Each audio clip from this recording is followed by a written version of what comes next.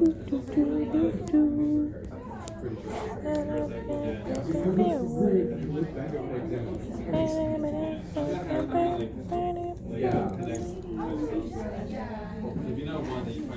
man. Yeah, exactly. You can just do that with process of elimination. It was, hold on, I think I might actually get it. I don't know why that was so hard for me to remember.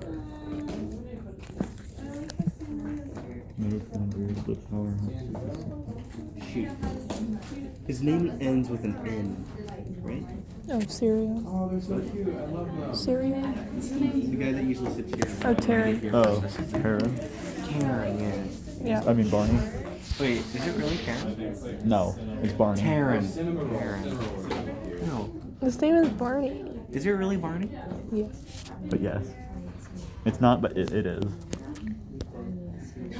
Is it Taryn? That's what most people call him. Okay.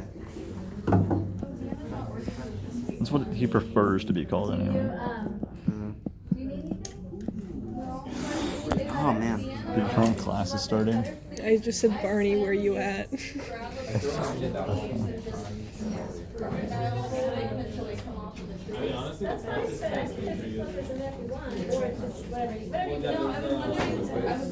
Yeah. You ever see like one of those videos of people cooking that stupid food and like covering it in cheese or something? What stupid food? I mean, like, it's just. You ever like watch cooking videos that are stupid? Like they'll like wrap raw macaroni in like ground beef and then bake it. That doesn't actually sound too bad. The entire That's a valid excuse, I guess. Dude, I have not sent them a message in so long. I thought they died.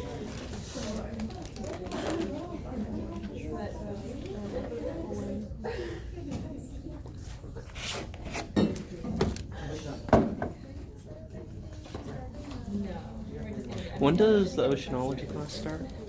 Right now. Oceanology. Ography. Oceanography. Is that next month? In Yeah, middle of March. On the 20th.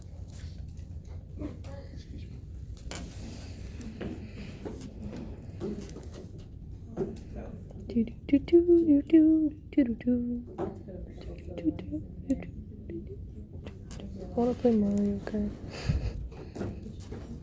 What's Bird doing? Is that a seal? It's Pascal. He wants my scallop. What does he want from you? My scallop. Your scalp? Oh my god.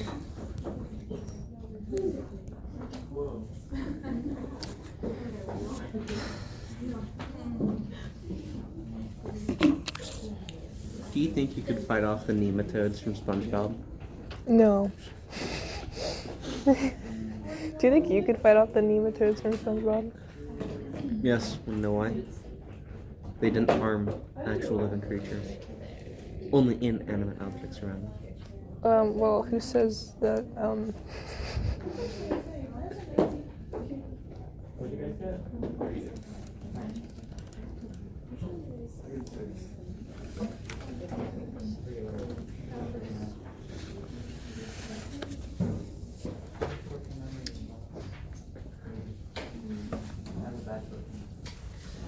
Dude, if my phone dies by the end of class, plug it in?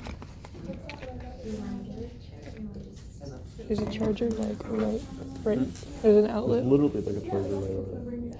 yeah, but I don't You plug have, your I don't have my charger Oh. with me. And you're like an Apple user. What? I don't use You Apple. wanna go get a chair? You wanna go get a chair?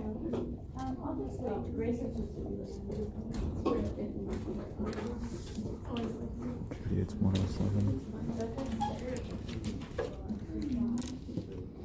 800, 588, 300, Empire.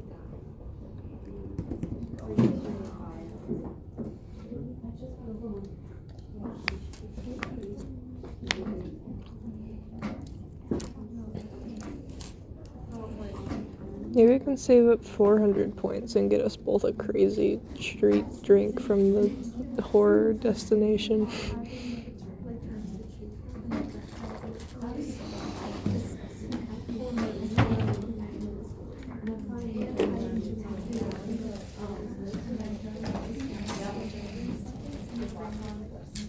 Dude, I am ready to Welcome to learn. class, everybody. So first of all, I just want to mention you'll be getting back everything on Tuesday with all the different classes I am juggling. I do need more than just one day, right? All that stuff. So, okay. But I did post your. You'll notice. Hopefully you can see it on your grade book. You can see that the exam is split into 3 parts, like you know. And so as I grade those parts, I'll open them up to you so you can see. And then that will pull together into your total grade for exam 1. So far, the Scantron portion is posted, and but that's one of the 3 parts for the total exam 1 grade. Okay? And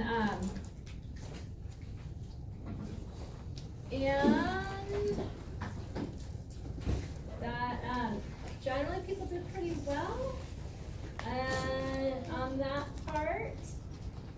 But part of why I do the exams the way I do, I try to mix it up and have multiple things going on. Maybe some of you did better on scan multiple choice true false. Maybe some of you do better with actually getting to share what you know in an open response questions. So you get to draw and explain things.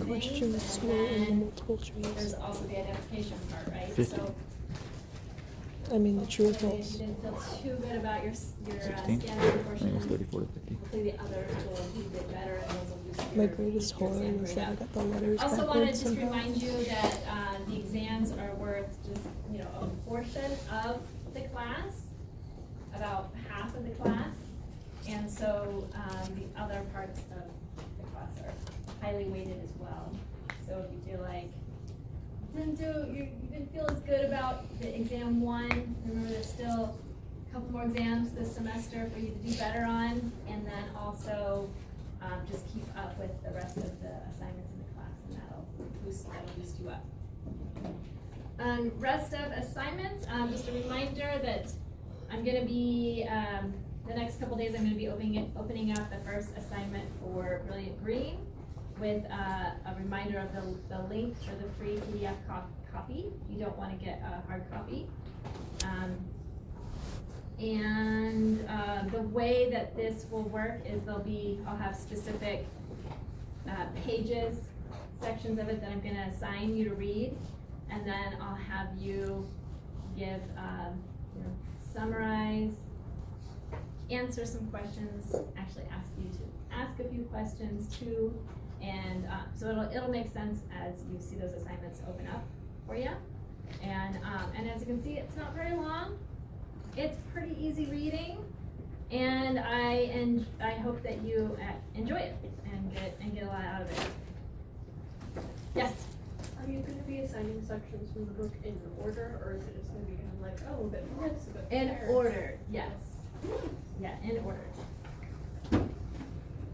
That's a good question though, because textbook, it's not that way often with textbooks, but with this reading it is. So, all right, so.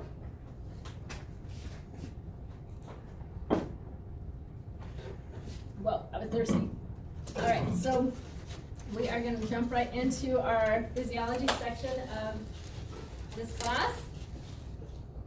We closed up the anatomy portion, but all that you've learned so far, it's going to help as we continue on. We get into major plant groups later in the semester. All the anatomy that you've learned is really going to be helpful. And then right now, jumping right into photosynthesis, the anatomy that you learned about leaves, we're going to even go into a little more detail there, and detail about the anatomy of these cool structures right here. So, all right. And so, big emphasis on photosynthesis. We're also going to be covering cellular respiration and what's happening inside of mitochondria. Because as you'll see, as maybe a lot of you already know, chloroplasts and mitochondria within a plant cell work together. And you see that it's a really cool cycle between what goes into photosynthesis, what comes out of photosynthesis, what goes into cellular respiration, what comes out of cellular respiration, and those two major processes work together. So we're going to cover about half of the major topics today, and then we're going to finish up on Tuesday. All right. So think about the largest, tallest single organisms on Earth that are not like asexually connected. Well, even asexually connected works too. Are plants. And where do they get that mass from? What do you guys think? CO2. Yeah. And it's remarkable because we can't see it, can't feel it, but it's out there, and plants pull that in, and that's a major part of how they get their structure. It's pretty amazing, right? I think so. It almost seems like a magic trick. This light on.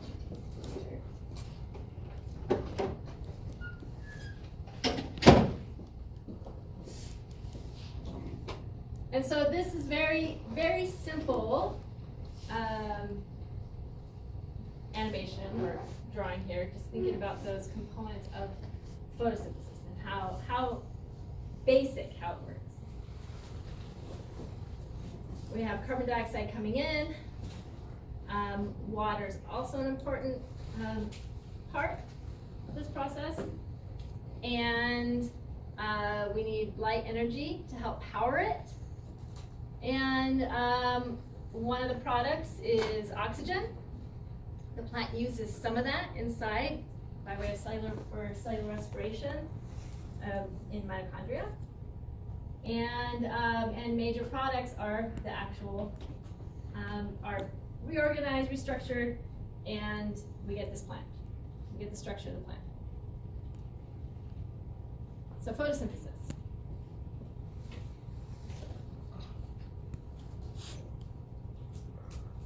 Carbon dioxide plus water, and then this arrow, you can think of it kind of like an equal sign here.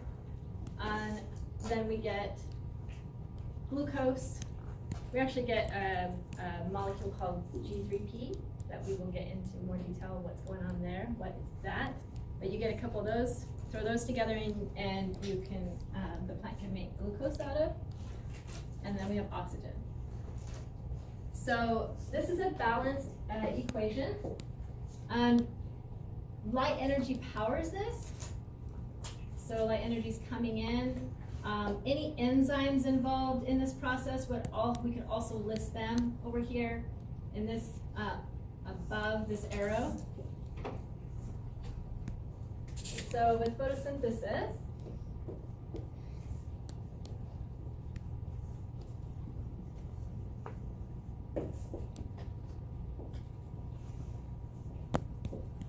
what do we need?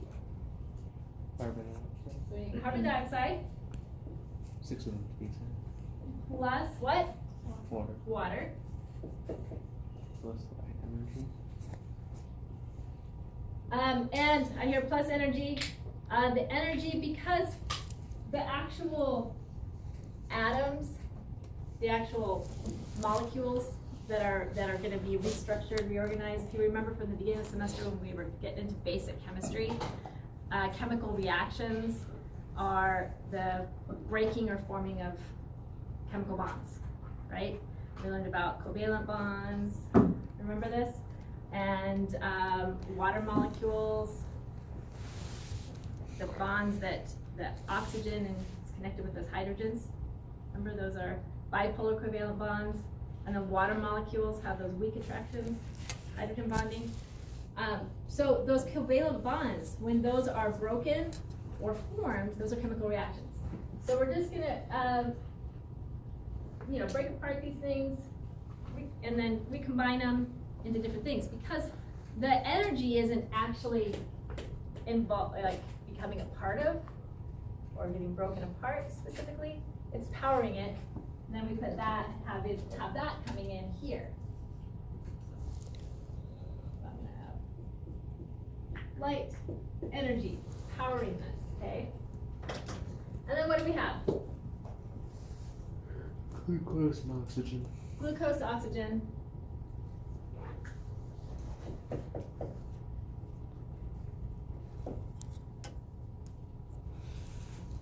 Okay, so it's a balanced equation, and so to get a single glucose molecule here, which has 6 carbons, you gotta have 6 carbons going into it, right? So we have 6 carbons, and then the number of oxygens here. Right here we've got 6 oxygens. 6 times 2, 8. To balance this all out, let's look at the hydrogens here. How many hydrogens? 12. 12. You have to have 6 more. So in order to get 12, 6 times 2, that takes care of the 12 hydrogens, yeah? And then how many oxygens total? 6 times 2, 12, plus the 6. Yep, and we've got 6 here, so. Everybody here? All right, is that balancing out properly? That look good? All right. So, what's happening here is we have photosynthesis. We can split it into 2 major parts. We have what are called the light reactions, and then we have Calvin cycle, okay? Sometimes you hear Calvin cycle, sometimes you'll hear it called the dark reactions. And, but in order for Calvin cycle to be happening, the light reactions are also happening. So I don't like, it kind of can confuse people to think that Calvin cycle is just going to happen in the dark or happen at night. So I don't like to call it that, but just, you'll hear it called that sometimes. So we can split photosynthesis into those 2 parts. Light reactions, and then Calvin cycle.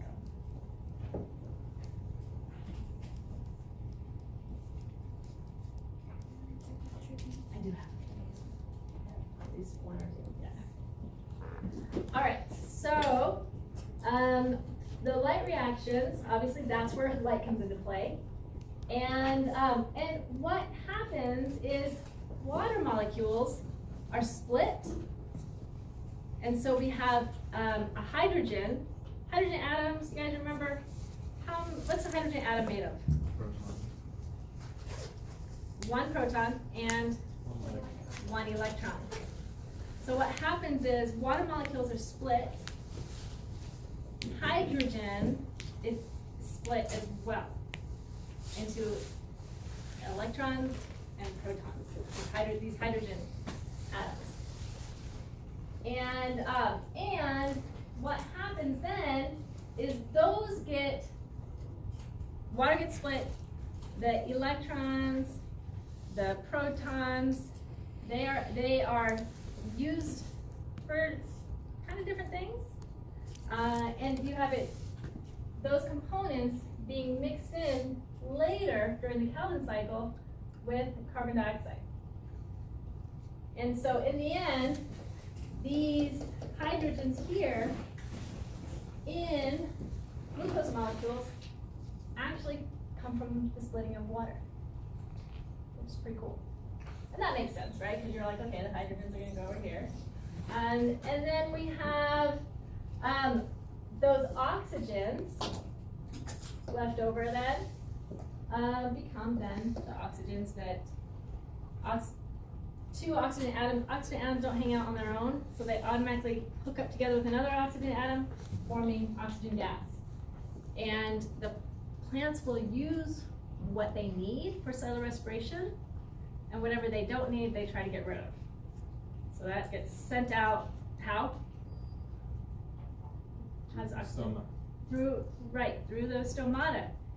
And all organisms on Earth that love oxygen, like us, we're happy about that. All right, so that's in general what's happening here, and it's all being driven by light and important enzymes as well. All right, just I said throw the jokes in here. So lighten up a little. We didn't lighten up a little. You guys are looking a little serious. When a plant is sad, what do the other plants do? Yes. So let's brush off. They what? It brushes off its feelings. Brushes off what? No, say it. I want to hear. Brushes off its feelings or something. Oh, brushes off its feelings. Okay. Those Is it lighten up? Anybody else? What? To lighten up. I like that one. See, this is cool. You guys come up with some good ones. Any others? Lighten up. I like that one.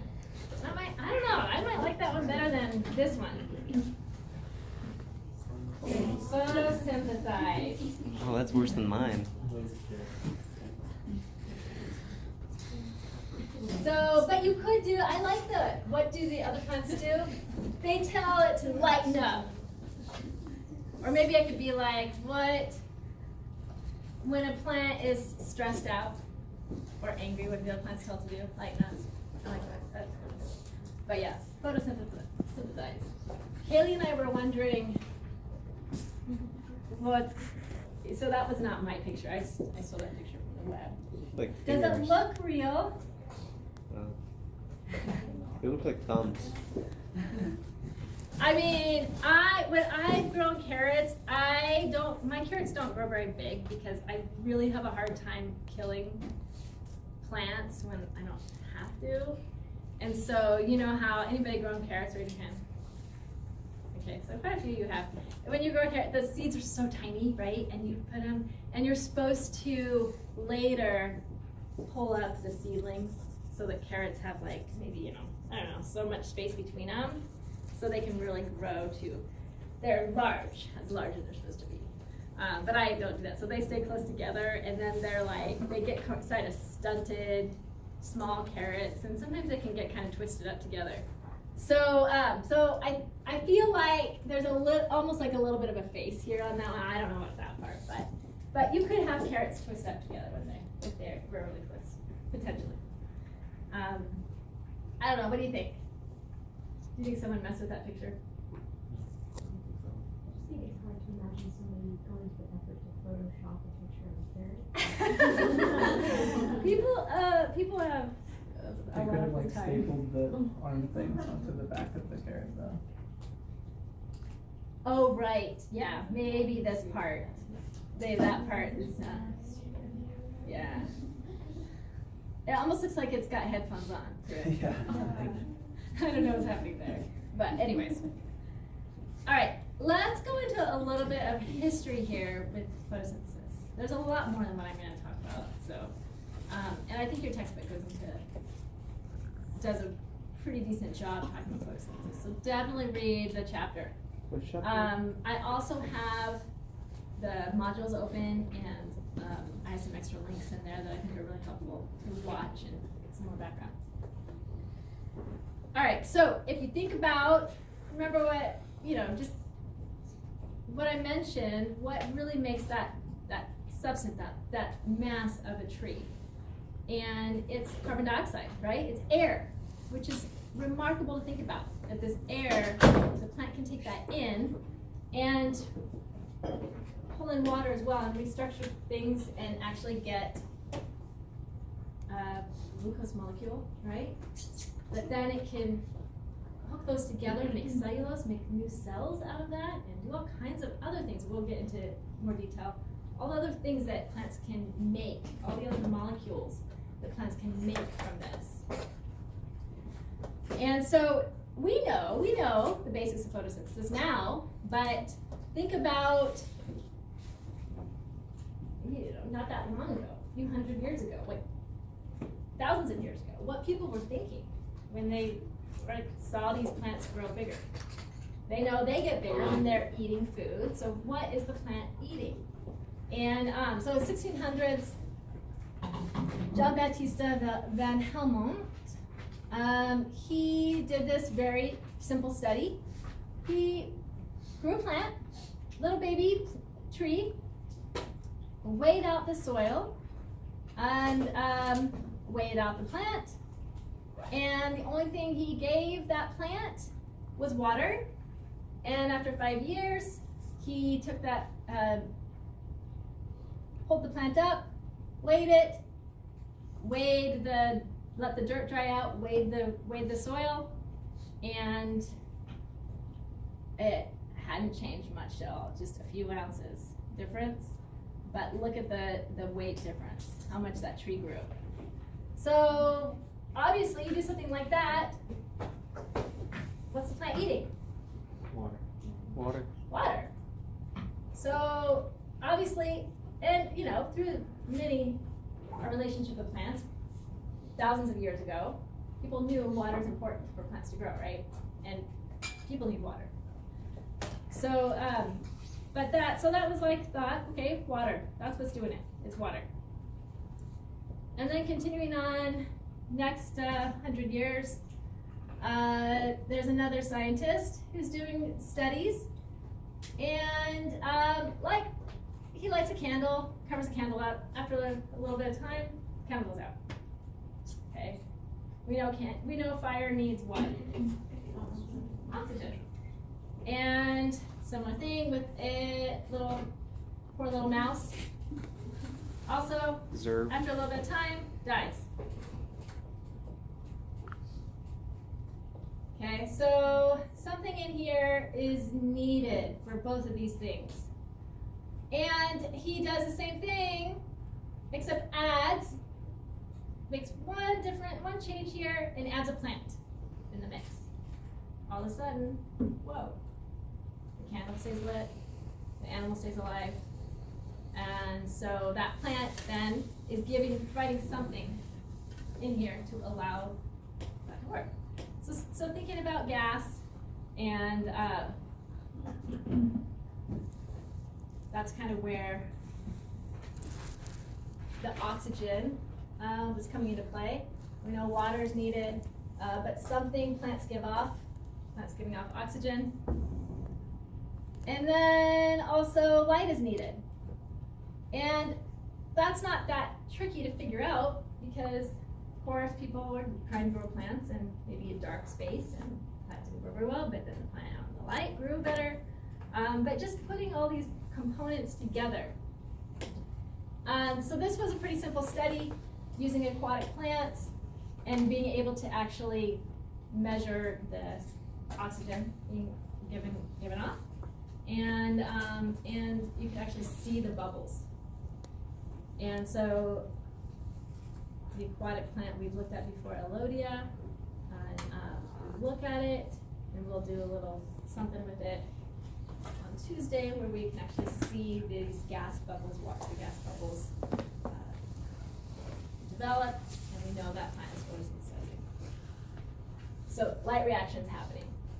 Water's being split, oxygen's being produced. Oops.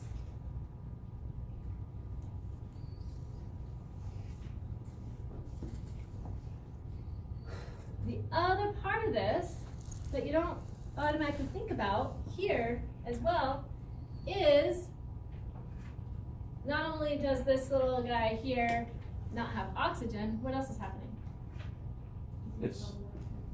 Carbon dioxide is building up in there. And so that's an important other part of this whole reaction, right? Carbon dioxide being pulled in. Okay, so photosynthetic organisms are autotrophic. So just be familiar with these terms. Autotroph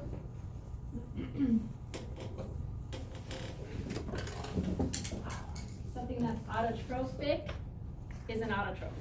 That's easy, right? So autotroph, trophic level is like your feeding level.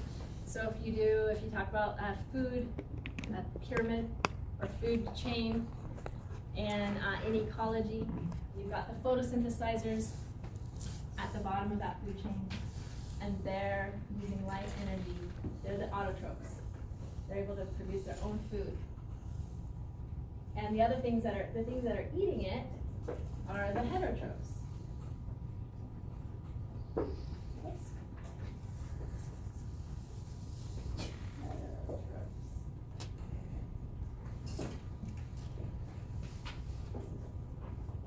So autotrophic, self-feeders, heterotrophs, others. Other feeders. What kinds of things are autotrophic on Earth? Algae. A different kind of algae. There's green algae, red algae, brown algae, and then there's organisms that are kind of thrown into that algal group sometimes. The diatoms, dinoflagellates. There's a lot of photosynthesizing organisms out there. And then we've also got these guys, euglenoids, which most of them photosynthesize. Sometimes they can switch photosynthesis on and off, and some don't photosynthesize. And then we've got, and these are all considered prokaryote or eukaryote? Eukaryote, right? Prokaryote example here are cyanobacteria, which are the photosynthesizing bacteria. So they're able to generate their own organic matter through this process of pulling carbon dioxide gas in and light providing the energy to push these chemical reactions along. So we've learned leaf anatomy. So if we think about a leaf and we work through leaves, a major function of leaves are for photosynthesis. Kind of those solar panels, right? But we know photosynthesis can also happen in stems, material, other areas, any plant part that's green.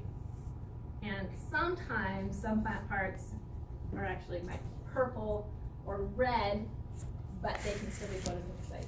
It's just those other pigments are overshadowing the green chlorophyll pigments. So let's get into inside a leaf. And we know that the epidermis is usually clear.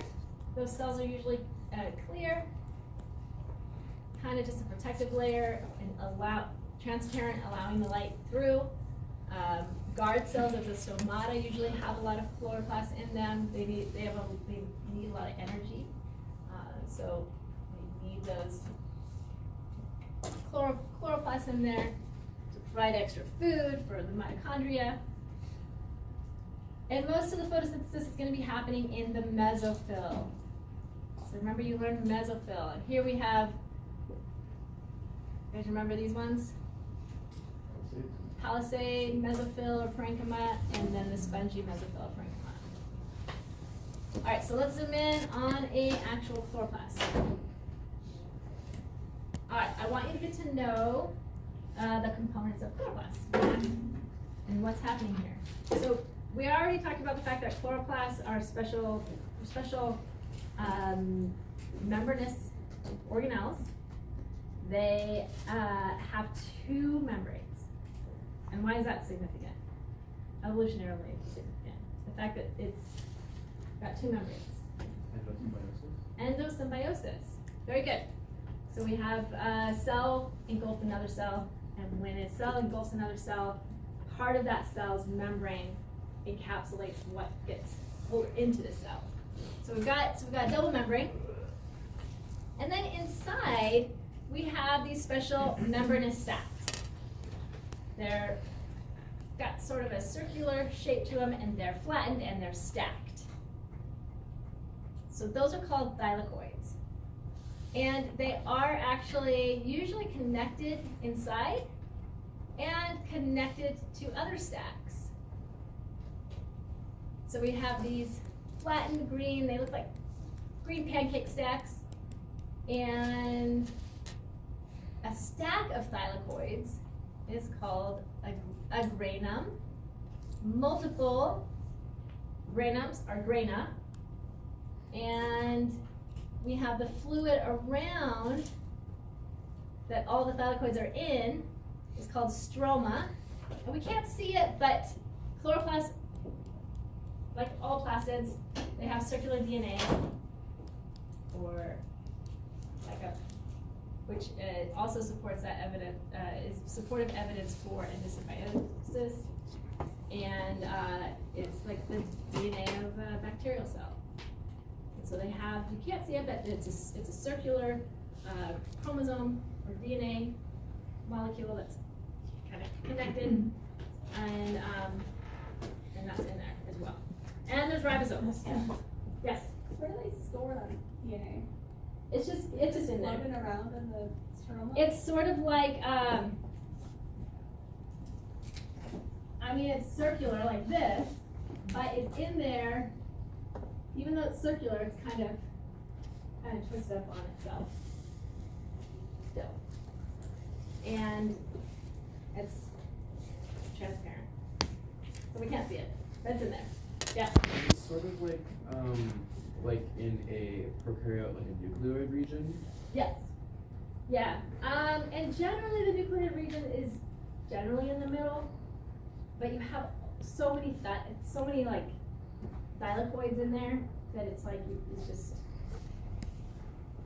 it's hard to know like where it actually is, and it could actually be sort of squished in between the thylakoids and whatnot, but it's in there. And actually, let me show you. I'll show you a picture of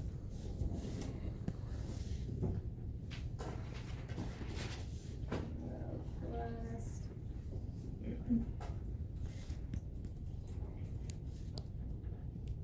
can see that.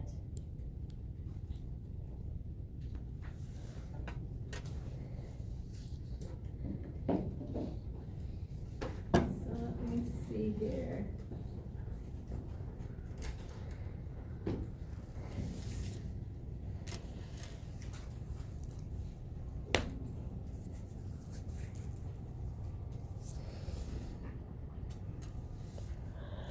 So it's showing it here. It's sort of like, I can't how I drew it.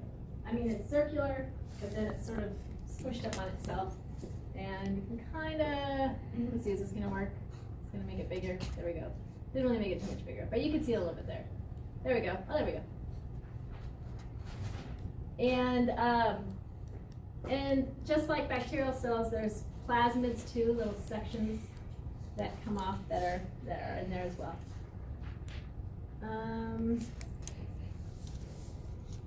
And then let's see. Let's pull this one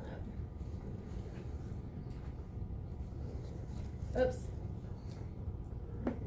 It's gonna make me.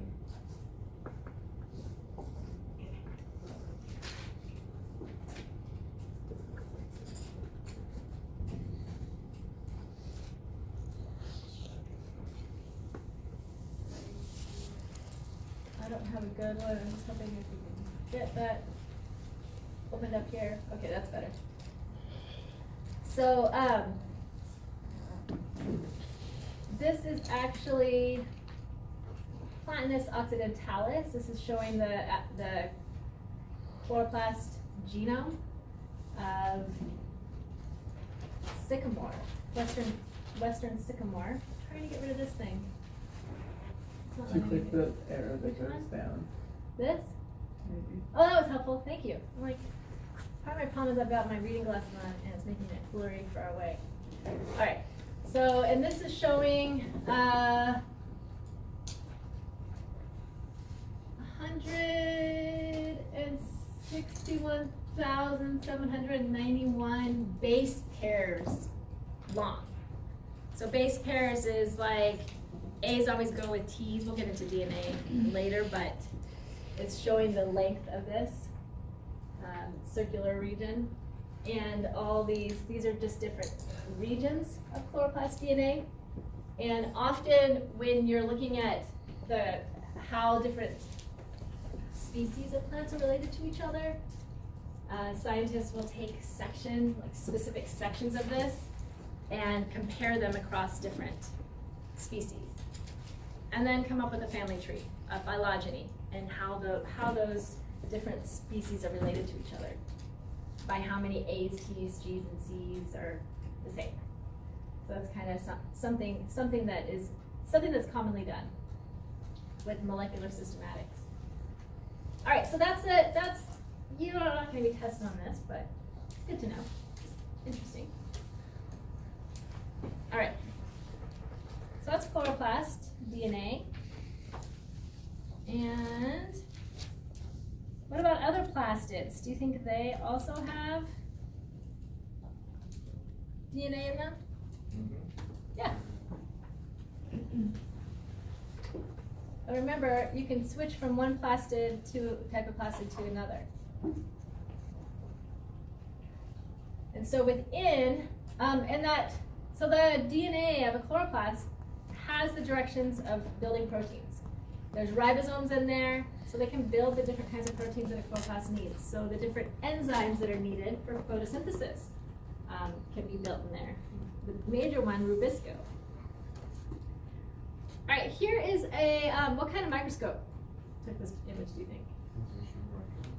Yeah, it's a TEM, transmission electron microscope, or micrograph here. And all these little lines are thylakoids.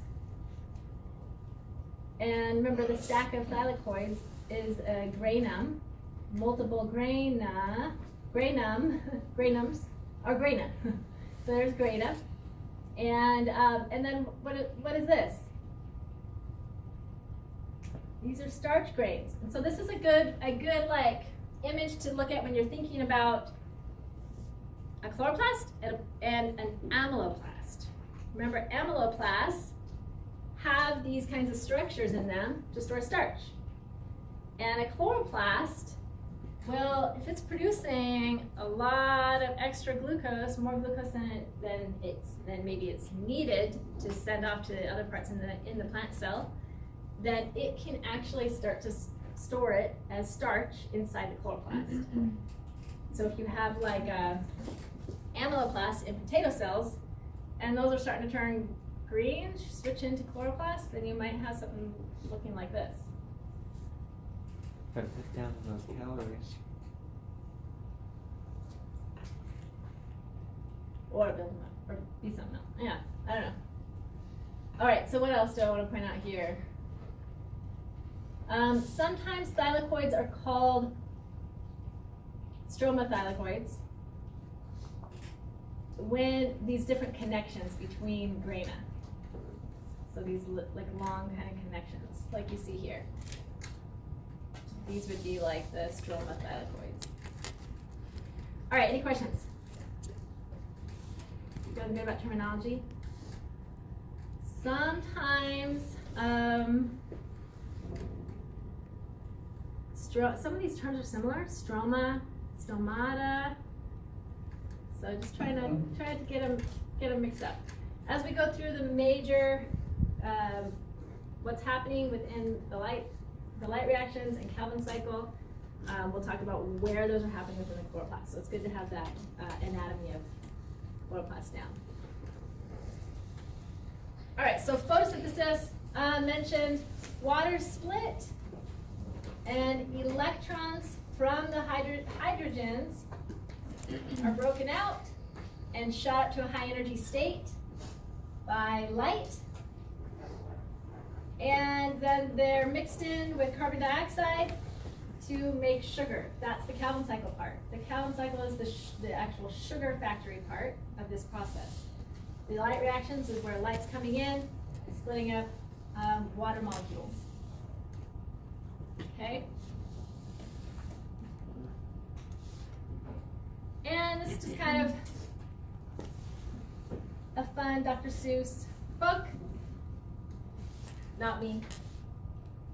The leaf takes in carbon dioxide through a stoma or pore. It works like a mouth, and that's what it's for. Then the air gets mixed in with the water and sun, and that's how the food making factory is run. So here we have stoma and carbon dioxide coming in there. We also have excess water leaving, and we have oxygen leaving. Zooming in on those stomata, the guard cells, epidermal cells. Plants breathe out a gas that we breathe in. The name of that gas is oxygen. And this is just kind of a nice like mental picture of what's sort of happening inside of those chloroplasts. Just for fun.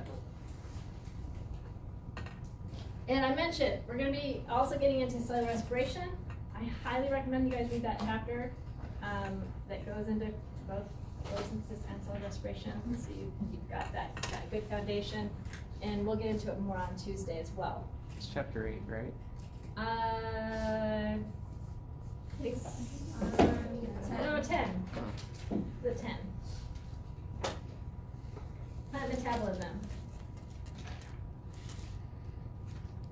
Yes. Chapter 10. So chemical cycling between photosynthesis and cellular respiration. We've got the ingredients for photosynthesis are the products of cellular respiration. And the products of photosynthesis are the ingredients for metabolism. And light is powering this process. And cellular respiration results in producing ATP, which is our kind of a recyclable chemical molecule that we can get recharged, that our cells use to do work. And we have some heat leaving this whole process. Yes? So plants have the mitochondria too, right? Mm-hmm. So they could recycle a lot of the carbon dioxide and water, right? Okay. Yes. So yeah, the carbon dioxide and water that are produced, the plant just uses. Okay. Yeah. So it's good. It's pretty cool setup, the way that works out. And in this process, Calvin cycle, you guys will learn within chloroplasts, and light reactions within chloroplasts, we have ATP being produced, but it's used. It's all used up. So the rest of the plant cell components need the mitochondria to produce ATP for the rest of the cell to do work. But within the chloroplast, ATP is produced actually by way of the light reactions to power the Calvin cycle. Yes? How long does it take for one chloroplast to like produce a glucose molecule? It's fast. I'd have to look up. And I think it's different for different plants, but that's a good question. It's very speedy. Yes? Like, how much of the oxygen that's produced is released back into the atmosphere? How much of it? Yeah. It totally depends on the size of the plant, number of chloroplasts, and whatnot. But the plant actually uses very little of this oxygen. A good portion of it's just sent out. And we'll get into when plants are getting really thirsty and they're closing those stomata to help hold that water in. Because remember, this water comes up right through. Oh, actually, we still need to talk about that. I should be remembering. We need to talk about transpiration. We will. It all works together. But if the stomata close to hold in that water vapor, when the stomata close, they also hold in that excess oxygen, and that's bad for the plants. So plants want to get rid of it. Any that they're not using for cellular respiration, they get rid of. And but we'll get into that in more detail. All right, so this is in general cellular respiration. We need glucose and oxygen. Also, cellular respiration can also break down other molecules that, like if we're talking about our bodies that we're eating. But it's just easy to see how this works between photosynthesis and cellular respiration by using glucose here. And we've got to have oxygen for cellular respiration to occur. And then the result is carbon dioxide, water, and energy. Form of ATP. And actually, if this is written out properly, it should have the components of ATP over here. ADP plus B, which we'll get into that cycle more later. All right, let's take a little video break here. Not actual break.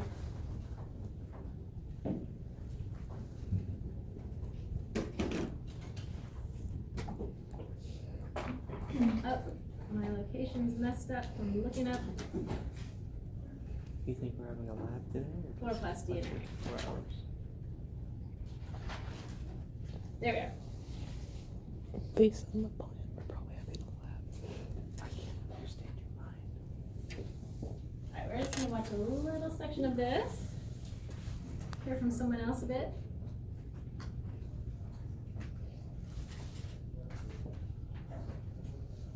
Photosynthesis Agreed.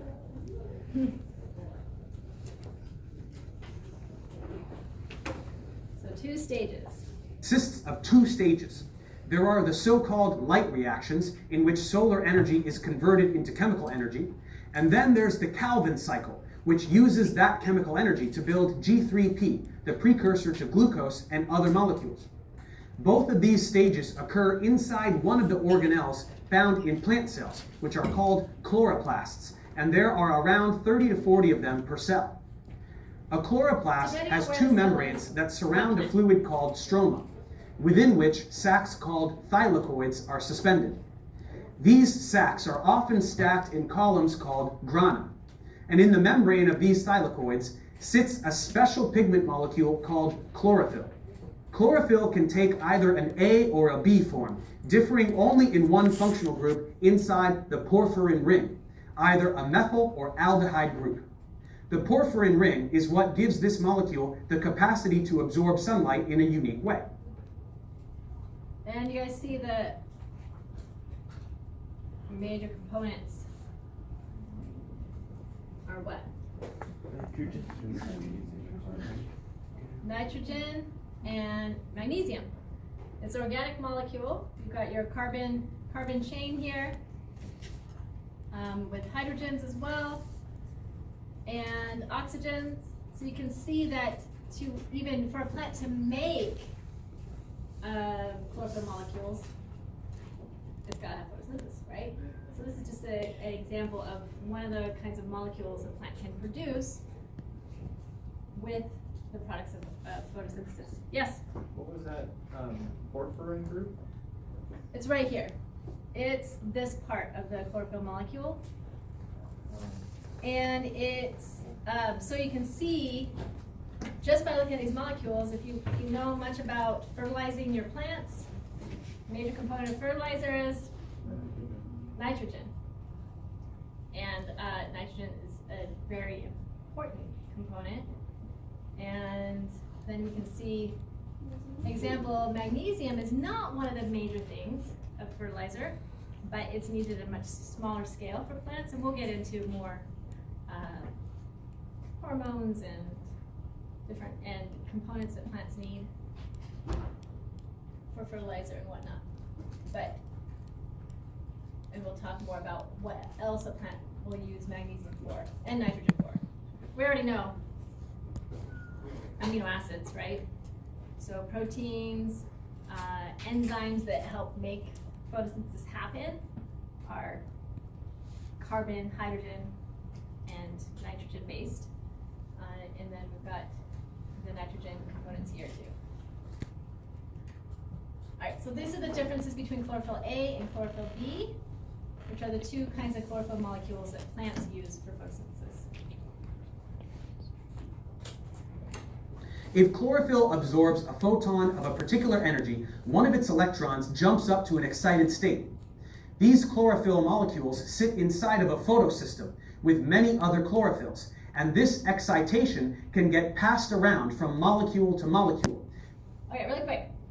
This membrane here, This membrane made up of what? Phospholipids. Phospholipids. Phospholipid bilayer. So 2 layers with the water-loving part on the outside here. So the hydrophilic heads and then the hydrophobic tails together, right? And this is within the chloroplast, so these are the thylakoid membranes. So thylakoids, pancake stacks. Those are just membranous sac-like structures that are flattened. And embedded in them are these photosystems that have the chlorophyll pigments embedded in them as well, okay? With one electron relaxing back to the ground state, emitting another photon that will excite an electron in another molecule, and so forth, like a pinball machine. Eventually, a photon may strike the reaction center complex, which also contains 2 molecules of chlorophyll. When this happens, the high energy excited electron, rather than relaxing back down to the ground state, will instead be transferred to another molecule called the primary electron acceptor, after which an enzyme supplies the missing electron to the oxidized chlorophyll via a water molecule to get it back to normal, which is how oxygen molecules are produced. All right, so chlorophyll, electron within the chlorophyll pigment molecule, it gets shot to an excited state from the light and gets passed around and then gets passed on to electron acceptor. And then it enters into what we know as the electron transport chain, the ETC. When that happens, there's this hole. There's an empty space now because that electron got passed on. And that electron hole is filled by the splitting of water. So the electron actually comes from the hydrogen part of water, like I mentioned. And when that happens, then you have oxygen gas being produced.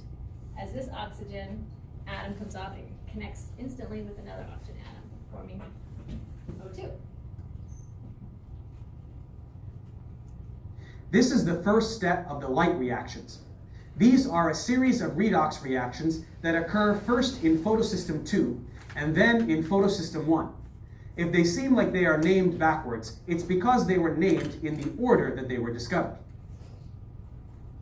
In photosystem 2, electrons flow beginning with the primary electron acceptor through a series of compounds that are embedded in the thylakoid membrane. All right, so here you can see this is PS2, photosystem 2,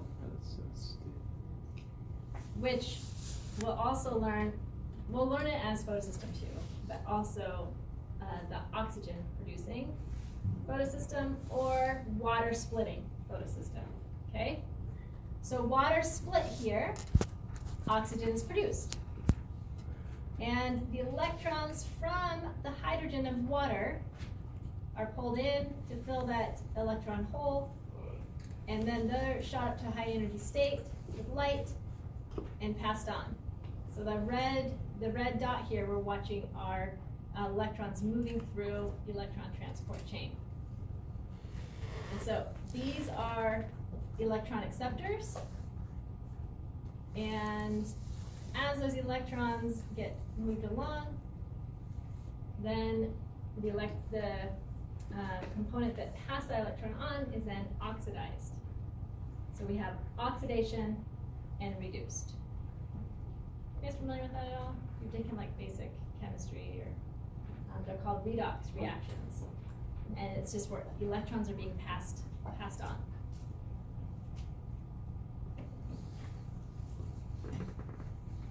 Sort of like the electron transport chain from cellular respiration. ATP will be a byproduct of this process due to a proton gradient and ATP synthase, also just like in cellular respiration. Now electrons will move through photosystem 1, another electron transport chain. But instead of producing ATP, photosystem 1 will result in the conversion of nicotinamide adenine dinucleotide phosphate, or NADP+, into NADPH. So the light reactions in the thylakoid, which are summarized by the following equations, require sunlight and water among the reactants and generate oxygen, ATP, and NADPH as products. All right, so we'll get into this in more detail, so don't be overwhelmed at this point by this. So light reaction. First off, we need light into the mix, and which is written in here like this.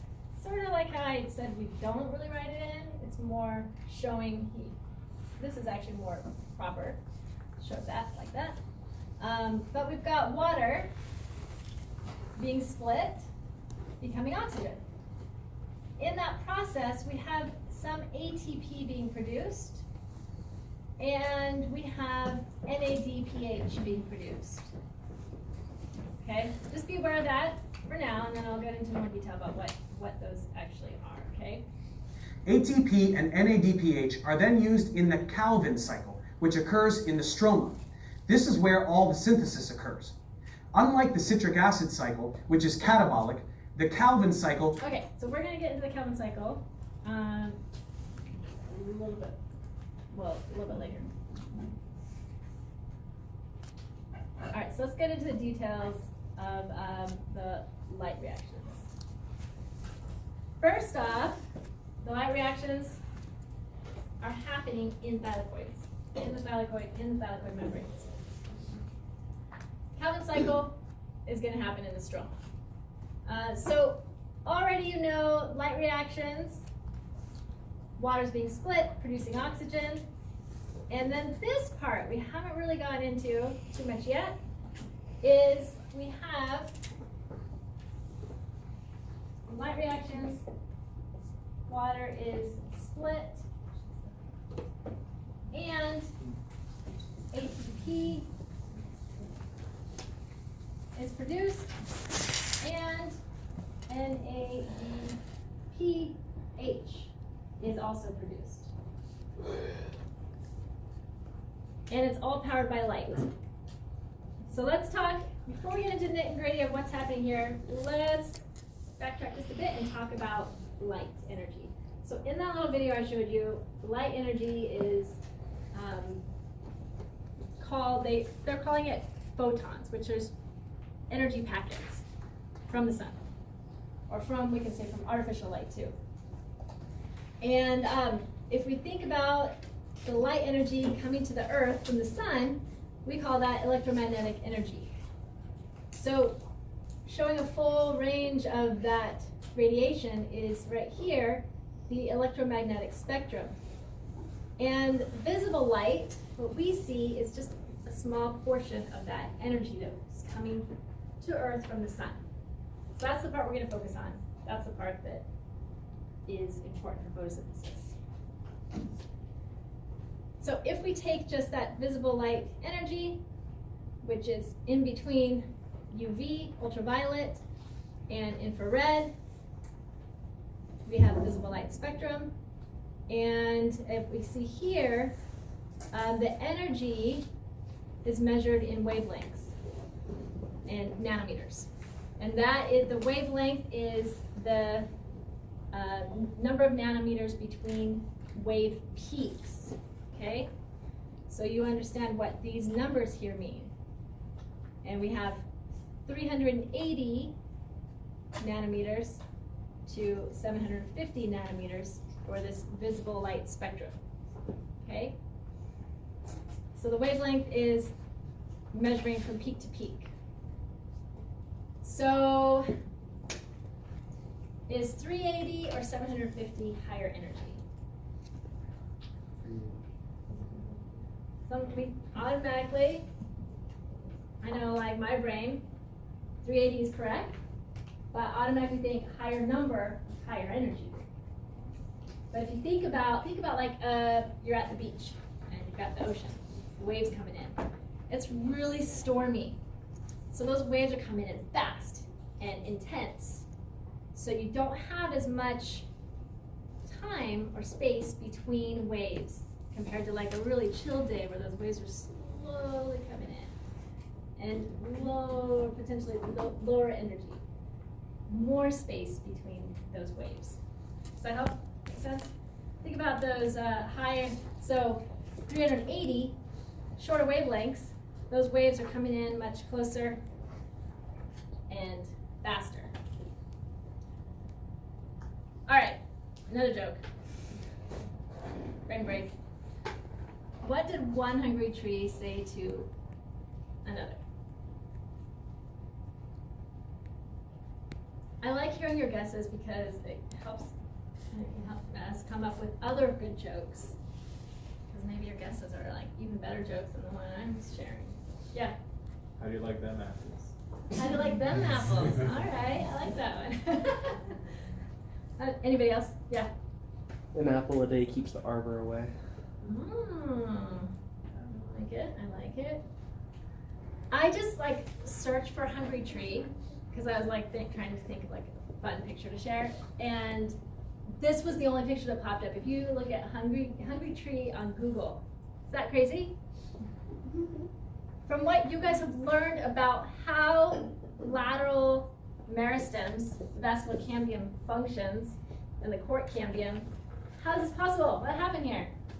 Is that tree really eating that bench? No, just grew Well, around it sure it. looks like it. What's that? Just grew around it. Yeah, exactly. Just like you learned about what a knot is, right?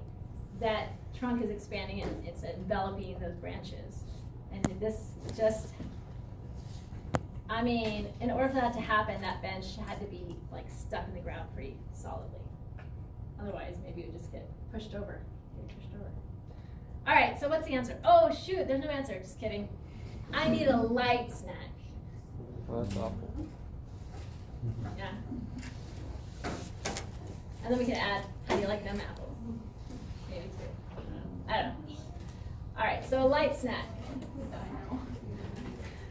All right, you can stop laughing. It's not that funny, you guys. Calm down. Calm down. All right. Okay, so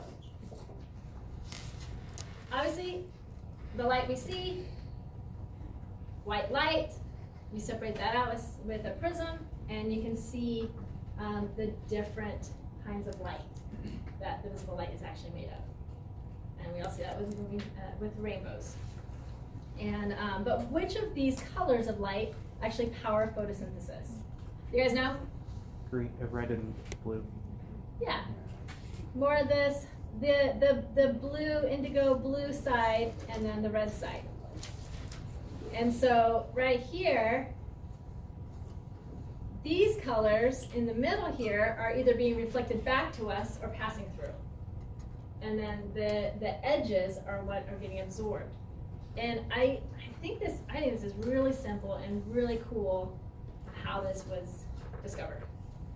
And so this is actually Spirogyra, which is a green algal. This classic one, like you see this green, slimy, filamentous stuff in a pond. Good chance it's this stuff. And they have really cool spiral-shaped chloroplasts. So hopefully we'll get a chance to look at some on the microscope a little later in the semester. But, so this guy, Engelmann, he placed some of these algal cells, photosynthesizing green algae, on a microscope slide. He also put some bacteria that they're aerobic, they love oxygen, so they're going to be attracted to where the oxygen is. And then he split the colors of light up onto that microscope slide, let it sit for a little bit, and then looked at it under the microscope and looked to see which colors all the bacteria are hanging out in. That's where photosynthesis is going to be really happening, and where a lot of oxygen is being produced, and it worked out really well in showing that. So here's the estimated absorption percent, and here we have the wavelength in nanometers at the bottom, colors and the colors of light separated out. And we can see here chlorophyll A, chlorophyll B, what we're seeing here are the colors being reflected back for those different pigment molecules. And where they're peaking here is the color that's being actually mostly absorbed by those pigments, okay? So chlorophyll A is absorbing here mostly red and reflecting back what color? How would you describe that color? The color that's reflecting back to us is more of like a bluish green kind of color for chlorophyll A. Chlorophyll B is absorbing quite a bit here, blue, kind of getting into a little bit, touch of blue-green. And chlorophyll A over here on this side is more blue. But chlorophyll B, how would you describe that color? Kind of like a, did someone say drab? Green? Or olive green kind of color? Mossy green. And then we've got carotenoids. So carotenoids are pigments that are also found in chloroplasts. If you remember, chromoplasts produce a lot of them, and they kind of give that orange, reddish color to red peppers, orange bell peppers. And they are also helping out with photosynthesis, and they're absorbing more of the blue, green colors and reflecting back orange.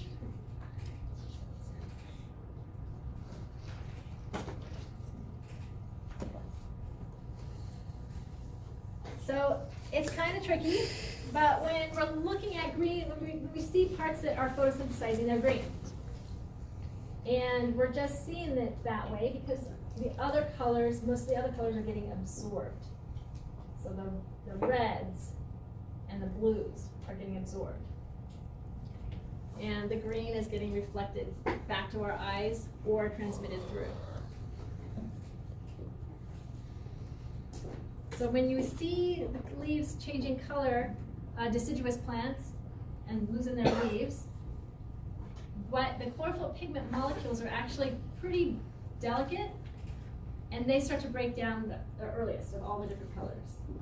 And so you see that green goes away as those chlorophyll pigments break down, and those other colors that were there, which is often mostly carotenoids, the oranges and yellows that are classic when we think of fall colors. And you do have to sometimes get some reds in there too, some kind of almost bluish reds. And those are anthocyanins. Those pigments hang around. They don't break down as they're not as delicate, right? So you can see them shine through. And what's pretty amazing is when you see these leaves like this, and you know in the summer, they're bright green. The yellows and the oranges were always there. It's just that there were so many chlorophyll pigment molecules that they just masked all the other colors until they break down, and then you can see it come through. All right, so this is just reminding you what that graph that we just looked at showed is the colors that are getting absorbed and actually driving photosynthesis. Yes? So the leaves have changed colors. Are the carotenoids still like photosynthesis as the leaves are beginning to die back, or are they just like pretty much dead? They're dead. Yeah, they're those leaves. They are breaking down, getting ready to go dormant for the plants getting kind of pulling in its energy reserves and whatnot, and allowing those parts to die and fall off. Yes? Do things like evergreen leaves also have these three types of chlorophylls, or do they Yes. lack? Okay. That's an excellent question. Yes, they do. Evergreen leaves do as well, but they don't break down. They don't break down. Because they have. They don't drop. They drop leaves. Yeah, I was just wondering since throughout they. the whole year, but they don't just let all their leaves die and fall off like deciduous trees do. Yeah, I was just curious if they had them all because they don't do the same things. Yeah. Yeah. They do. They still conduct photosynthesis. Mhm. In they do the light reactions in the Calvin cycle same way. Well, the Calvin cycle might be a little different. Well, we'll get into that. Okay. Yeah. Yes. Did you have something? Or Sarah, did you say something? I was excited because we were gonna see evergreen leaves having all three of those things today in lab. Yeah, thank you for bringing that up. So today in lab, you're gonna be doing, like, actually separating out these pigments. And you're gonna compare the difference between a leaf that's evergreen. Thank you, Sarah. Sarah brought them in. We've got these magnolia leaves, which are super thick and leathery. And then spinach, which spinach leaves are not thick and leathery. They're gonna be like super pliable. Poor thing. And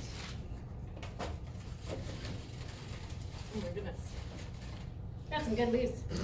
Seems like it would take a lot of energy to replenish the leaves after they all fall. What's really the benefit? Yeah, just pass it that guy around. What's that? What's the benefit of letting them drop since it takes a lot of energy to get their leaves back? The leaves that they do grow, you're right, it does take a lot of energy. And it's really interesting. It works for those species and They net save energy though because they don't have to upkeep the leaves, right? they don't have to upkeep them. And also when they produce the leaves, these ones, there's more work involved with producing evergreen leaves than deciduous leaves. There's more layers involved, more material involved that needs to be produced to make them that thick and durable. But yeah, in like some plants such as bristlecone pine that grows super slowly, and it's evergreen. It's just very the photosynthetic rate is much a slower process. So they're photosynthesizing. Evergreen plants are photosynthesizing all year round, but it's more like more even, slower. And then deciduous plants, like Sarah was mentioning, you know, they're going to produce extra energy to produce all those leaves, and that's their time to photosynthesize it and really build up. And then during their break, during their dormant time, they're getting a break. Everything's really slowed down quite a bit. They're still metabolizing. They're still undergoing cellular respiration, but it's much slower rate. They're just surviving on their reserves and not photosynthesizing. I don't know. It's really good. It's a really good question. It's kind of like, you know, why does this plant over here produce red flowers and this one yellow flowers? They're different. And sometimes it's There's some explanation for it, but it's really like kind of a question that's still being asked. and also it depends on where those plants, you know, where they originated. Did they what kind of environment do they normally live in? Like deciduous plants, you don't see as many deciduous plants in like a really dry desert environment. It depends. It is a really complicated answer. But like speaking of cacti, they just don't even deal with growing leaves. And they live in they've adapted to a very dry environment, hot environment. So, but speaking of carotenoids, they are involved in photosynthesis. And a major thing that they do is because I mentioned chlorophyll molecules are more delicate, they help to dissipate some of that energy. They help make use of more of that light energy, but also protect those chlorophyll pigments. And there's actually been studies done where us consuming more of those carotenoids can actually be helping us, and actually can help our eyes. And part of that too is using that carotene to help us produce then vitamin A, which is really important for our eyes. or we don't get enough of that light to reach the end of the line. So there is a really interesting link, even with us and the pigments in our eyes. Yeah, that knows something else. All right, so we talked about different chlorophyll pigments already, but I want to just let you know which organisms, photosynthesizing organisms, have which kinds of chlorophyll pigments. And chlorophyll A and B are not the only ones. Chlorophyll A, all photosynthetic eukaryotes and cyanobacteria have chlorophyll A in them. And remember, cyanobacteria are current living, we don't know, most likely the ancestor of chloroplasts, that cyanobacteria, is no longer living. So current living cyanobacterial cells, we can look at them and get some ideas of the ancestor of chloroplasts. And current cyanobacteria have chlorophyll A. They don't actually have chlorophyll B. So chlorophyll B is thought to have evolved later.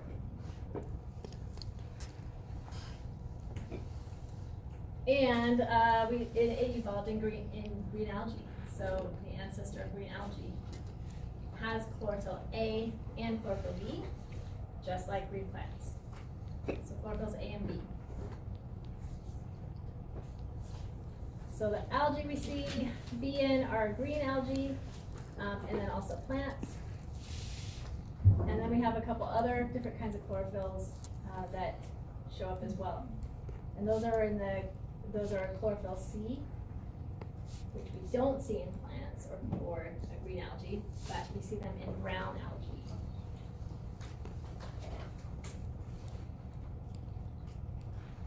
And it's like the long tail, the chain, carbon chain dropped off.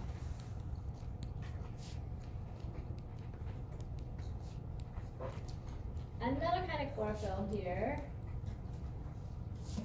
is bacterial chlorophyll that is found in purple bacteria. And I think, Matthew, were you talking about this one? Did you learn about this one in microbiology? Bacterial chlorophyll, yeah.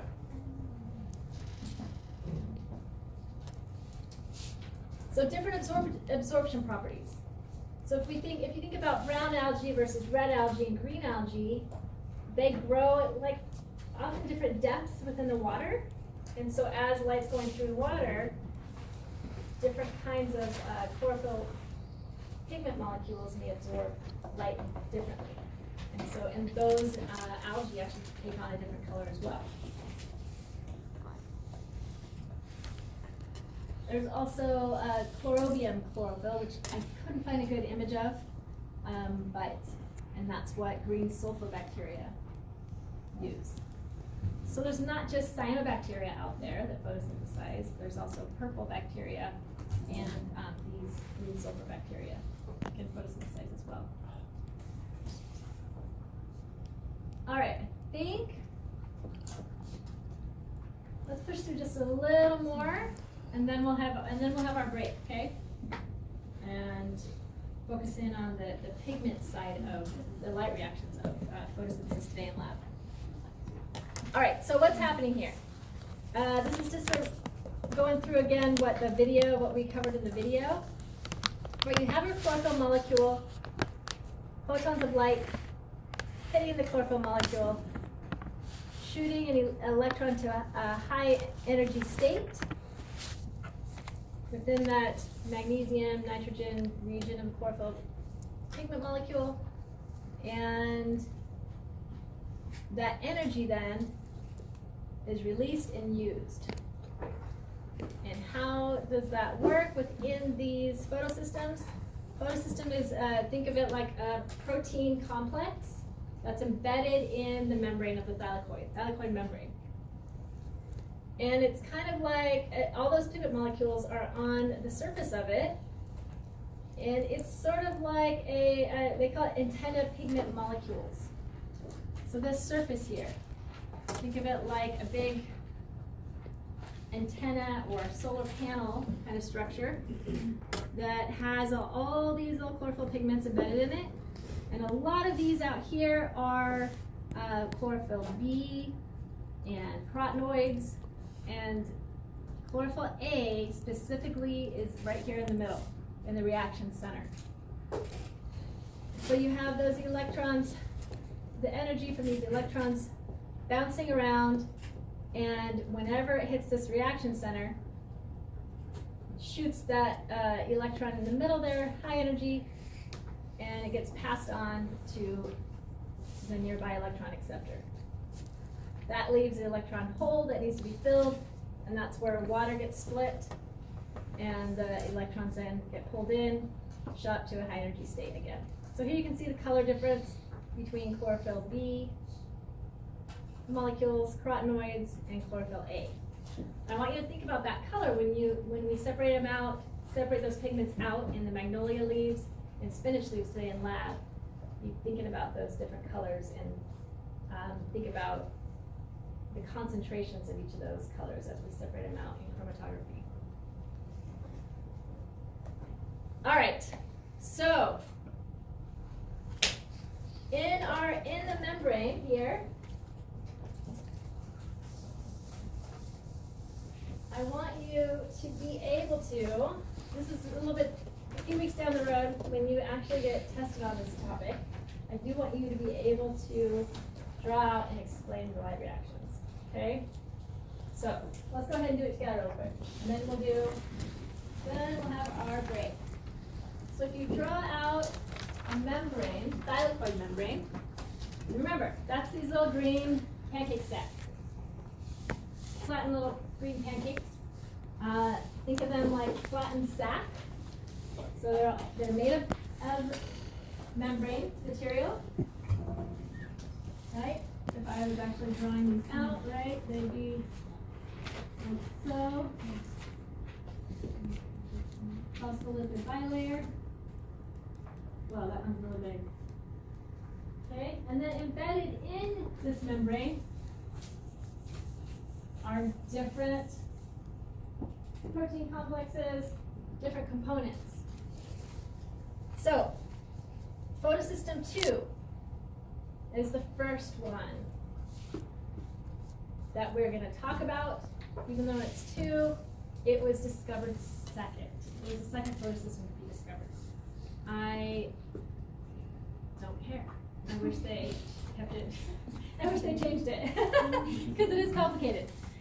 It does make it look complicated. So just remember, photosystem 2 is the water splitting or oxygen producing photosystem. Okay? So,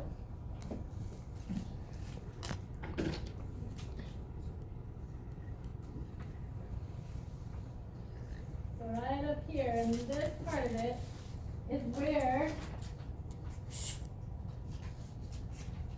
you have chlorophyll pigment molecules, and you've got your reaction center. Okay? So think about light coming in through the leaf into the chloroplast, hitting these thylakoids.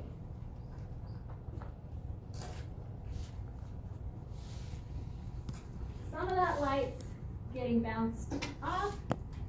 Remember, the light, the green, some of those yellows, oranges are going to get bounced out of the light, are going to be bounced off, whereas the reds, mostly the reds and blues, indigo are going to be pulled in, absorbed in. We've got water over here.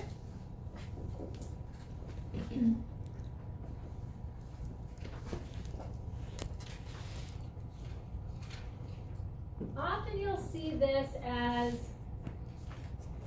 either written as half O2, because you're not just going to have oxygen atom by itself. It's going to automatically hook up with another one. Okay? But what we could do is be like, all right, there's other waters around. Okay, this is a whole membrane with photosystem 2s, PS2s all over the place. Water molecules being split all around, and so you have then another one's going to give out, right, and form that O2. Okay, I'm going to do like this. You know what I mean. So then we've got these hydrogen atoms that are going to get split we have the electron from hydrogen coming off there, and then we have hydrogen ion. Sometimes you'll just see it like this, a plus, because a hydrogen ion is a proton. Okay, so you might see it written out as H plus or plus. I'm gonna go ahead and say it and do H plus, okay? But that is a proton.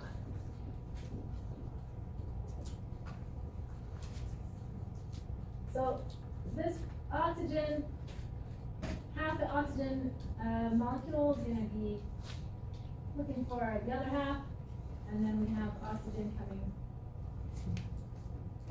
out of this process. It goes out of those chloroplasts, out of those plant cells, and out of the plant by way of stomata. Okay? Alright, what is our first electron acceptor here? Electrons get shot up to a high energy state in photosystem 2. And we have plastoquinone is our first electron acceptor. And in this process, high energy electrons passed on. We have hydrogen ions being pulled through. So this electron is at a high energy state, and it provides the energy for hydrogen ions are just around. As you can see, if I fast forward, we see hydrogen ions that are coming from water are going out this structure called HP synthase. So there's going to be a lot of hydrogen ions out here. Protons, just free protons. And out here is stroma. In here is thylakoid lumen, inside the thylakoid. Okay? So this is thylakoid membrane. Actually, I'm going to do that there.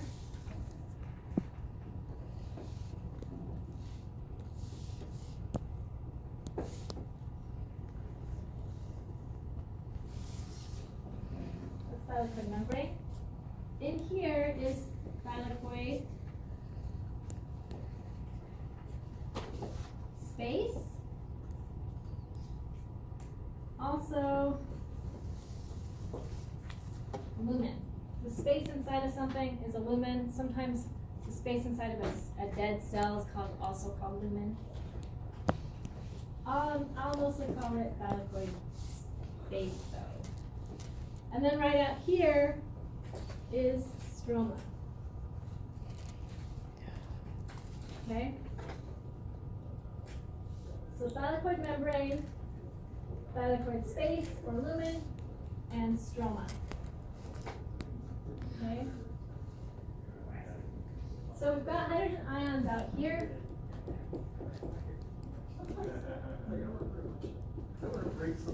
We want more to fill up this space inside.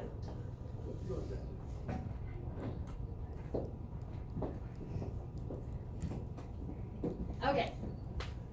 So let's start naming these guys up. And we'll try to do different colors just to make it a little easier.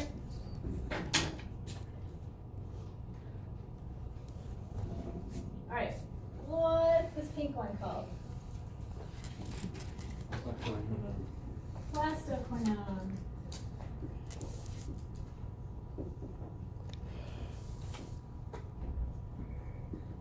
Plastoquinone. And we have the electrons being shot to a high energy state and passed over here. I'm going to do this in red to help us visualize where the electrons are going. And as that electron is moving through plastoquinone, in combination of plastoquinone and B6F cytochrome, B6F, we have hydrogen ions being pumped through. Okay? So hydrogen ions coming through as electrons are passing through plastoquinone, and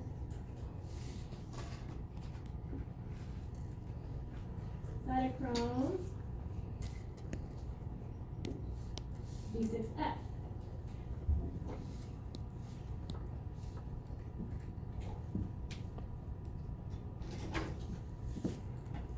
Make that blue.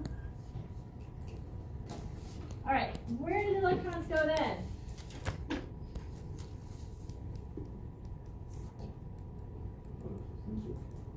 Plastocyanin.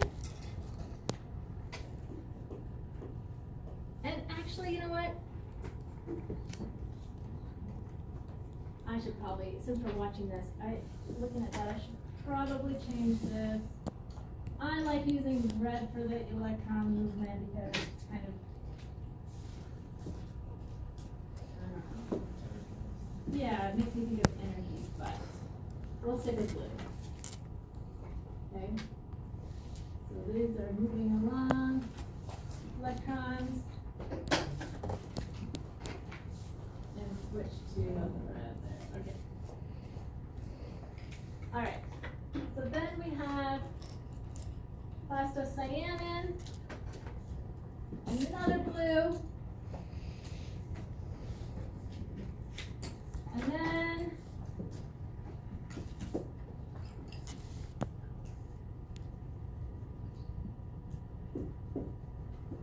we have what? What comes next?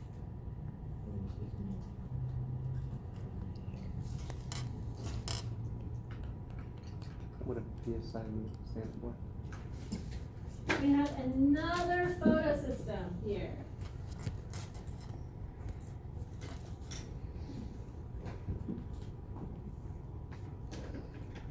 And this photosystem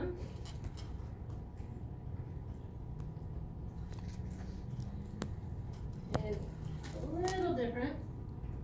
It's a different, still protein complex with chlorophyll pigments and carotenoid pigments embedded in it, but it has a bit of a different job.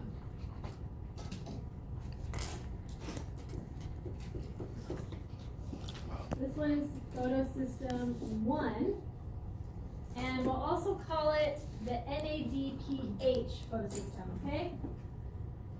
So this is the NADPH producing photosystem. This one is water splitting photosystem. All right, so we have the electrons coming through here, and when the electron gets passed off into photosystem 1, it's at a low energy state. So it gets shot up to a high energy state, similarly to what we have going on here with photosystem 2, in that there's a hole there, there's a missing electron hole, and this electron that originated here in water fell through the electron transport chain, gets shot up to a high energy state, and then it gets passed off. So no longer into an electron transport chain, it gets passed off into NADP, which we're going to call an electron taxi cab. Okay? So let's have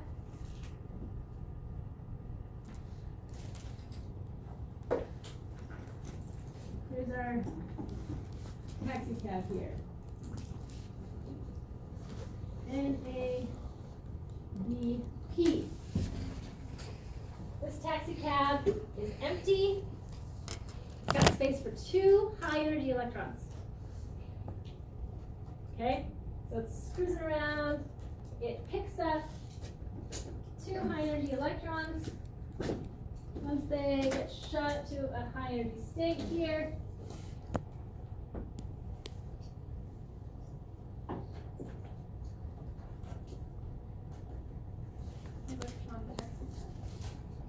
yep.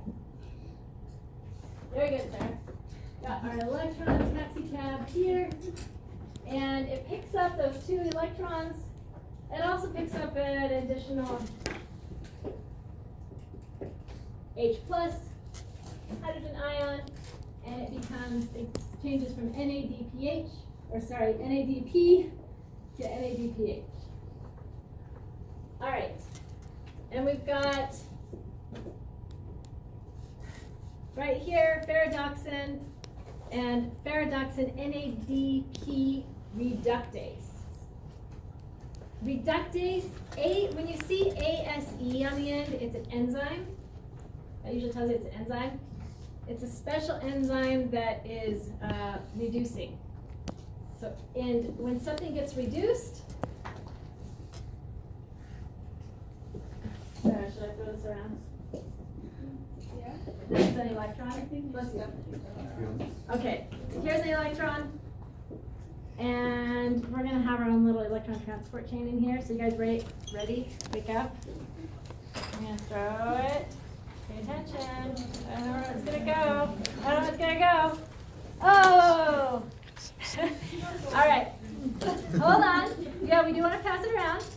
But when I pass it on over here, I passed on the electron, and I became oxidized, but then you became reduced. You're reduced. And then, Sirian passed it on to Sam. You became oxidized now, and now you're reduced. So pass it on, and when you pass it, say oxidized, reduced. All right? So, all right, you just got reduced. So a reductase is an enzyme that's reducing something by passing on an electron.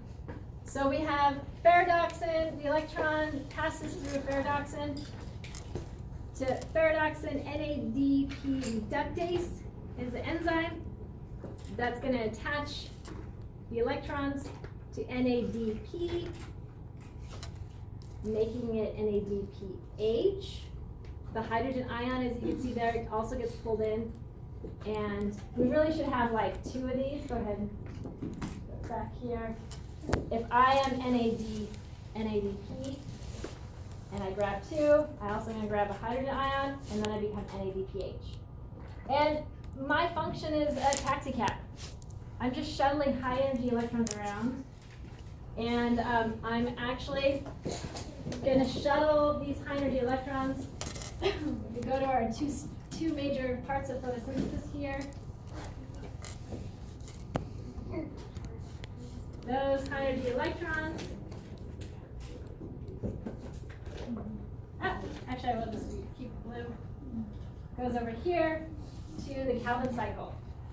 So this taxicab is shuttling electrons to the stroma, out here in the stroma where the Calvin cycle is going to happen. And it's going to pass off the electrons to carbon dioxide later in this process to get mixed in to help make sugar. Okay, so that's the whole point of that. These electrons go from water into electron transport chain. In this process, this is really important here, guys. I will tell you in a minute what's happening here. These hydrogen ions, the electron transport chain. The point here is to get these hydrogen ions through, because we do want to build up the concentration of hydrogen ions in the thylakoid space. Let's say here's the other side of that thylakoid membrane in the thylakoid space here. But then those electrons are important, and they need to be in a high energy state, so they get shot back up to high energy state here in photosystem 1. And we forgot to add these guys here, FD, and we have our FNR. That's right. Forgot to add those guys. So then that's for these electrons.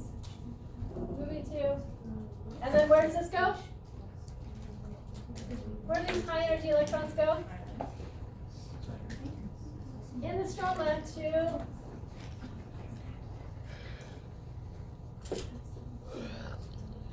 the Calvin cycle. Oh my gosh, you guys. This is a lot. Well, we need to draw this out in the test. Can we do the play? We will, but we'll do that not right now. We will though. So Sarah's giving you a little foreshadowing of we will do this as a review in play form in class.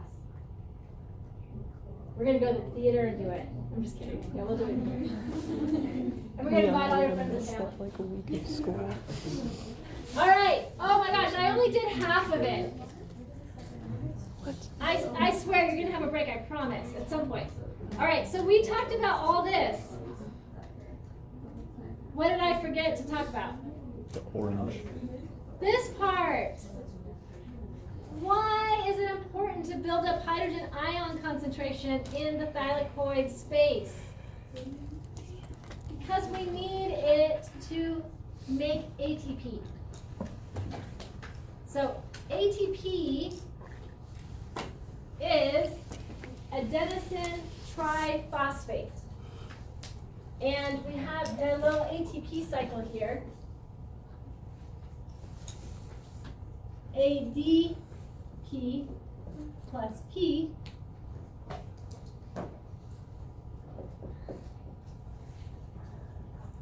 can be made into ADP. So ADP, adenosine diphosphate, 2 phosphates, and pull in another phosphate, it becomes adenosine triphosphate, 3 Ps. And when it becomes ATP, it's like a recharged battery. So think of ATP as a rechargeable battery that our cells, all these cells on Earth need in order to work. They need that energy to be powered on to work. So in order for ADP to have that phosphate hooked onto it to become ATP, we need a special enzyme protein channel complex thing that is called ATP synthase. I'm right into my Calvin cycle thing here. Let's get rid of that. I know there's an eraser. I'm saving it. All right, so this is embedded in the membrane. There's a lot of ATP synthase embedded in this membrane. And remember I said ACE tells you what? The end ACE? That's enzyme. Some enzymes don't end in ACE, but if you see that, that tells you it's an enzyme. It's helping to push along a chemical reaction. That's what enzymes do, and they're proteins. And this is not only an enzyme, but it's also a protein channel embedded in the membrane. And these hydrogen ions are building up. These hydrogen ions cannot pass through the membrane on their own, like water can and oxygen. And that charge there keeps them from being able to pass through. So you got it all built up here, and they're going to be moving around looking for a door or a window, and that is ATP synthase.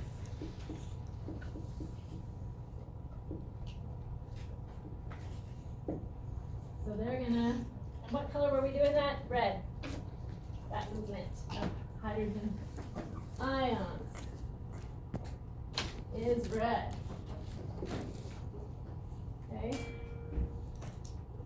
So as these move through, it does cause there to be a bit of a change of shape to that protein complex, and it does what an enzyme is supposed to do, and it helps to a chemical reaction to move along. Remember, chemical reactions are forming or breaking bonds, and the bond being formed here is phosphate being connected to ADP to make ATP. So we've got ADP,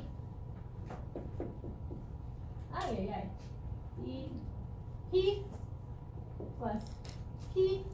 There's P's over, there's just P's around here. And and ATP can be made.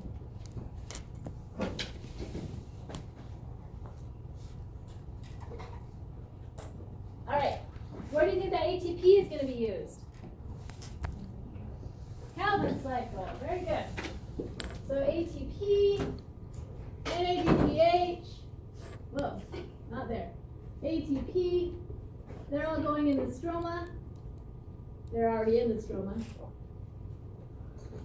to make this Calvin cycle happen. ATP is going to provide the energy. NADPH has those electrons that need to be pulled in. Any questions? There's a lot going on here. Is the phosphate really just around? Phosphate is, because when ATP is actually used, it functions by dropping off the phosphate. And so there's hydrogen ions, there's oxygen gas, there's phosphates, all in this this stroma soup. And then ATP, ADP as well.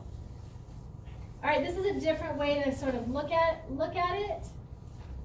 And sometimes you will see it written out like this. NADP. I probably should. Oh, I don't have any. So yeah, so there's going to be more NADP plus. There's going to be some empty taxi cabs floating around in the stroma as well, waiting to pick up more electrons like you see here. So function of the electron transport chain is to make ATP by way of the ATP synthase. And then the reaction centers are to shoot those electrons into high energy state. And the very end here with photosystem 1 is making NADPH, which is electron carrier. So this is showing what we just kind of did in class, showing how very simplified redox reactions. And I know you guys all really wanted to see this, the chemical structure of NADP plus and then NADPH. It's pretty complex, and it's an organic molecule that is produced by all the things that I'm aware of. And we have a close cousin in mitochondria called NAD+. It doesn't have that this extra little phosphate where right here.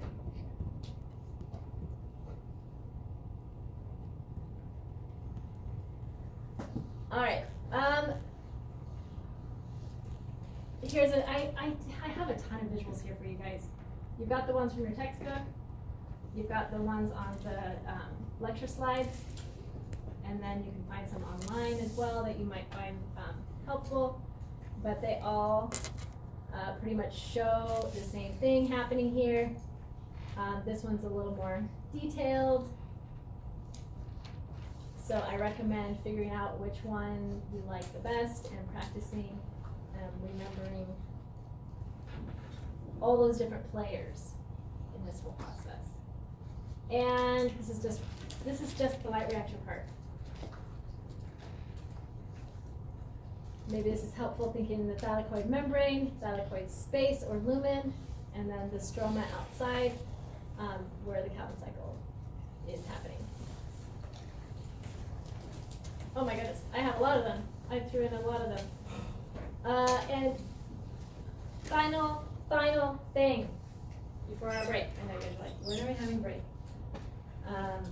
You need to replenish your glucose stores. Sorry, do not bring cookies today. But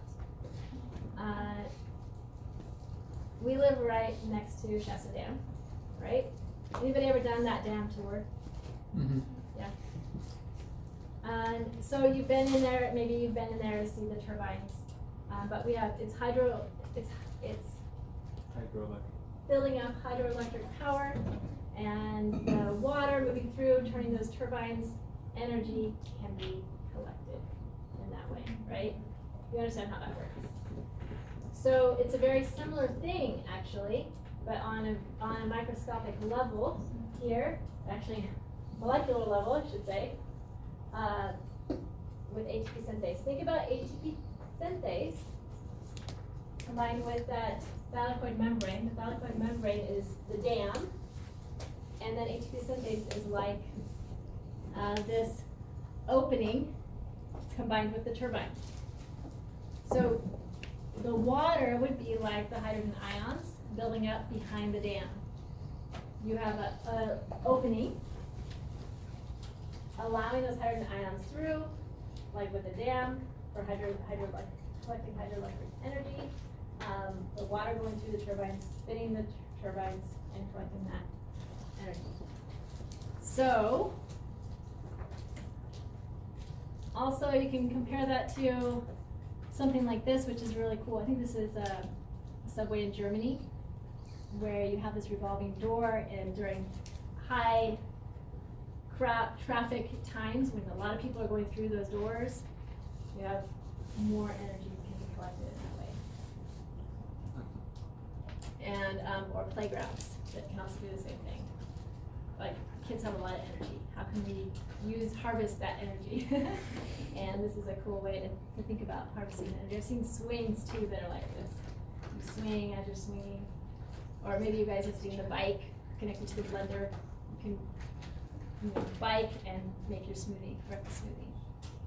So it's just thinking about conversion of light energy into chemical energy. Converting light energy into chemical energy in the form of ATP, and then also shooting those electrons to a high energy state that are going to be then mixed in to make high energy molecule like glucose that then we can eat, break down, and make use of that to then energize our cells. Questions?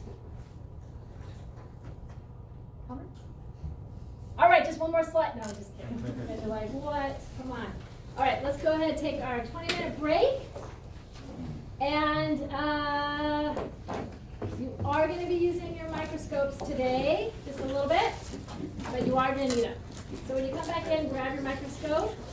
And like I said, we're going to be doing half of the lab today. We're going to do the other half on Tuesday. So when you come in, you can grab a lab as well.